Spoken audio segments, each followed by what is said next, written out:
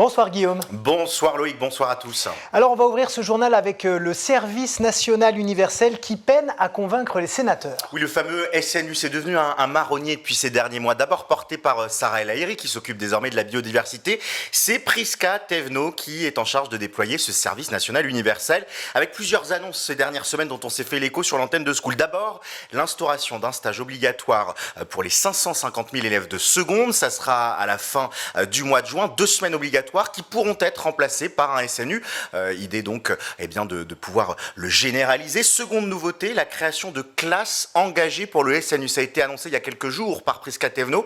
Là aussi, l'objectif, c'est la généralisation avec des quotas de classes fixés académie par académie. L'objectif, il est très simple, 240 000 volontaires d'ici 2026 et voire même toute une classe d'âge, 800 000 volontaires. C'est ce qu'on souhaite, en tout cas du côté du gouvernement, pour le SNU. Le coût de tout ça, c'est 2 milliards d'euros. Et c'est là où le bât blesse. Il y a quelques jours, la commission des finances du Sénat qui a analysé le rapport d'un sénateur, Éric Jean Santas, ce rapport autour du sport, de la jeunesse et de la vie associative.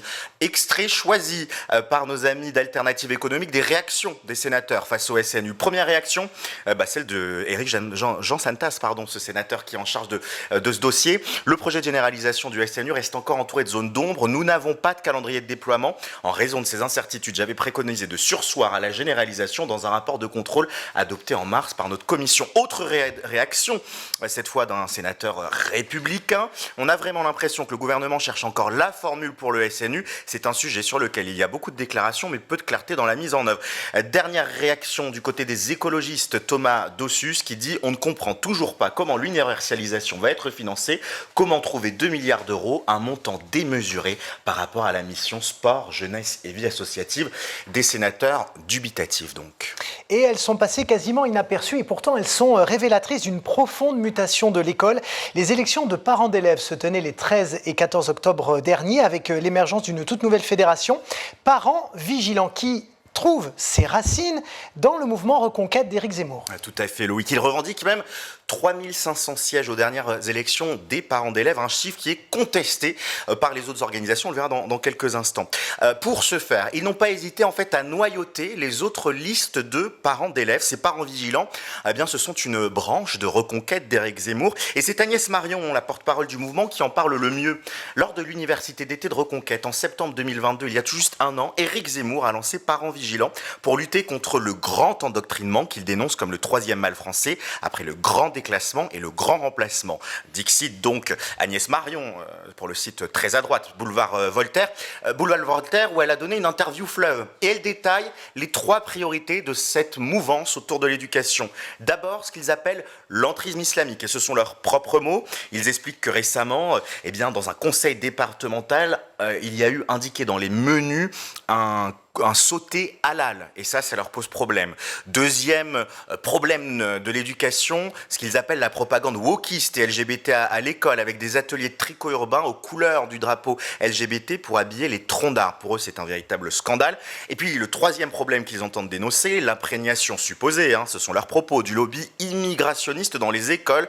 SOS Méditerranée, par exemple, explique la porte-parole, a un agrément qui lui permet d'entrer dans les écoles très officiellement. Des thématiques qui sont assez éloignées de ce qu'on a l'habitude d'entendre du côté de la FCPE et de la PEP, les questions de niveau scolaire, d'égalité. Depuis leur création, les parents vigilants ont fait beaucoup de polémiques. Ils ont voulu annuler un atelier de lecture animé par une drag queen. Et en décembre 2022, une enseignante de philo a même dû être mise sous protection policière à la suite d'une campagne d'intimidation violente. Voilà pour ce qu'il en est de parents vigilants. Réaction du côté du porte-parole de la PEP, Laurent Zamekowski. Sur les 3500, le score de 3500 parents d'élèves, ça ne paraît pas crédible. Un tel score se verrait sur le terrain. Or, je n'ai aucune remontée là-dessus. Allez, on poursuit avec cette nouvelle étude du Conseil scientifique de l'éducation nationale qui montre que le niveau de langue acquis dès la maternelle est déterminant pour la réussite scolaire des élèves. On s'en doutait et les parents s'en doutent. Plus le vocabulaire est varié, plus les élèves se développent sur le plan intellectuel. Ça, on le sait. Mais ce que l'on sait moins et ce que cette étude montre, c'est que cette variété de vocabulaire va avoir un impact sur l'apprentissage scolaire. On apprend dans cette étude que les enfants de 3 à 6 ans, ils peuvent retenir 10 à 20 mots par jour. cours et que c'est la répétition dans des contextes variés qui permet une bonne mémorisation. L'acquisition du vocabulaire est également un critère déterminant dans la scolarité. Voilà ce que dit ce rapport. Le niveau de langue est la compétence qui différencie le plus fortement les enfants selon leur milieu socio-économique d'origine à l'entrée à l'école, et le retard des enfants les moins stimulés persiste souvent tout au long de sa scolarité. Décryptage de Séverine Casalis, professeure de psychologie, qui a coécrit cette étude. Avoir un vocabulaire suffisamment solide, c'est la condition pour pouvoir rentrer dans la lecture et acquérir des mots via la lecture. Alors, il faut parler beaucoup aux enfants. C'est pas parce qu'un enfant a entendu une fois un mot qu'il va le mémoriser et surtout en comprendre le sens immédiatement. Et on termine avec ces élèves français qui boudent l'allemand. En 20 ans, Guillaume, 3 fois moins de collégiens et de lycéens ont décidé d'étudier la langue de Goethe. Ja, sprechen Sie Deutsch, Loïc. Peut-être que comme beaucoup de téléspectateurs, vous n'avez pas compris cette phrase. Et c'est normal, il y a un véritable déclassement de l'allemand LV1 depuis 20 ans. Je vous propose de découvrir ces chiffres qui ont été relevés par nos collègues de 20 minutes, les chiffres de l'éducation nationale. En 1994, 600 000 élèves prenaient l'allemand en LV1. En 2015, il n'y avait plus que 231 000 élèves en allemand LV1 et en 2022, ils ne sont plus que 139 814 élèves. Il y a quand même 650 000 élèves qui l'ont choisi en deuxième langue, mais on le voit, l'anglais est en train de prédominer. Alors, les raisons sont nombreuses. Pendant longtemps, l'allemand était un passage obligé si on voulait accéder aux meilleures classes, aux classes de meilleur niveau. C'est fini, il n'y a plus de sélection sur l'allemand, les classes sont beaucoup plus hétérogènes.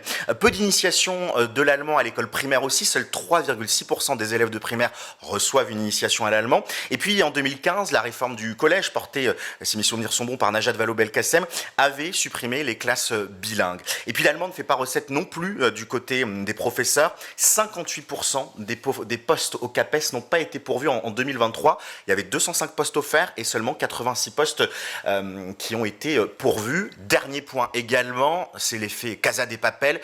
L'espagnol est en train de faire une remontada. C'est Thérèse Claire, présidente de l'Association pour le développement de l'enseignement de l'allemand en France, qui l'explique. La France est le seul pays européen où il y a une telle proportion d'élèves apprenant l'espagnol, sans doute parce que cette langue est jugée plus facile et qu'elle est utilisée dans de nombreux pays.